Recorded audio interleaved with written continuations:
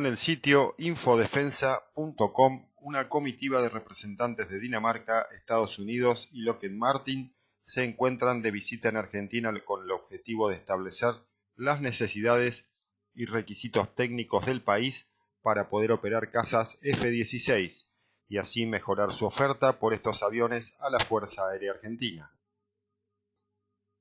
Así lo confirmó el jefe de la Fuerza Aérea, Brigadier General Xavier Isaac, a los medios presentes en el despliegue permanente de los Pampas 3 en la base aérea militar Río Gallegos, entre los que se encontraba infodefensa.com. Durante su estadía, la comisión realizará a lo largo de 10 días una evaluación e inspección minuciosa, Site Survey, sobre las capacidades logísticas, de material y de infraestructura de Argentina en la 6ª Brigada Aérea ubicada en Tandil, Buenos Aires.